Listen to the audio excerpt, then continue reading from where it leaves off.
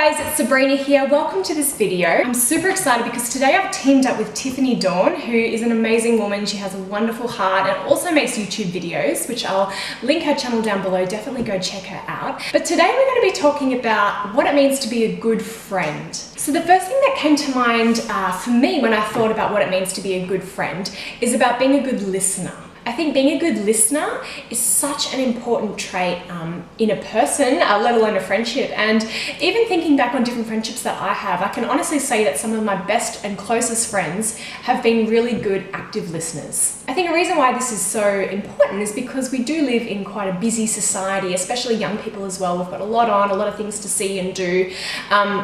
So when someone actually takes the time to really listen to you and even follow you up on things that you've said, it really means a lot and it shows that they care. I think sort of one example that comes to mind when I think about this is, I remember one time at work I was telling my colleagues something that I'd been struggling with, and it wasn't too massive or significant. I can't even remember what it was exactly, but something to do with my family, and I was just sort of, sharing something with her.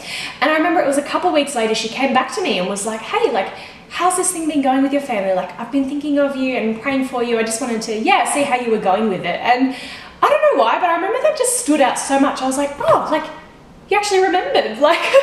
I know, that's probably bad that I felt like that, but I remember thinking it really touched me that she had actually listened to what I had shared with her and actively, had been praying for me about it and thinking about me, and then, intentionally chose to follow that up by seeing how it had gone. And I think that really meant a lot to me. And you might have heard as well, sometimes growing up, I've heard it said that, you've got 2 ears but only 1 mouth, so you should be doing twice as much listening as you should be talking. But I think that's a pretty good principle, actually, to listen to others well, to be present and engage well in conversations, and then, to be intentional about following up about things that you hear.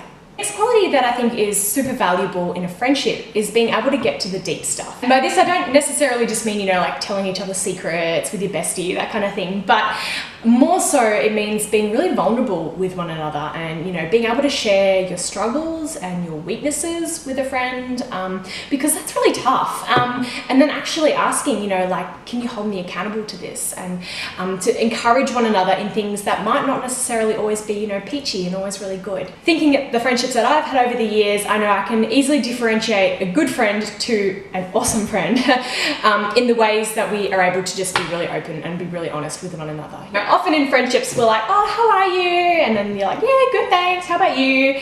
But then I think about really good friendships, it's like, how are you? And then if you can feel completely comfortable to be like, you know what?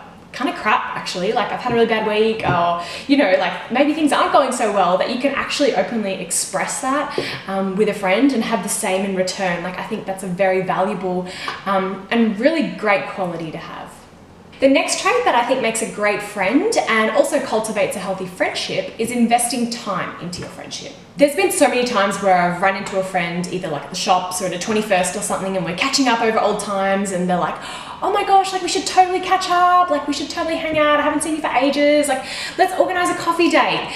And of course it never happens.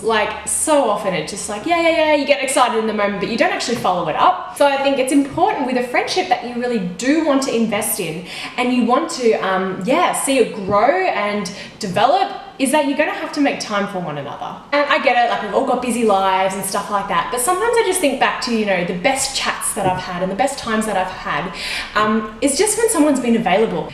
Just last week, I found out about this 24-hour donut shop, near our house. What even, right? 24-hour donuts.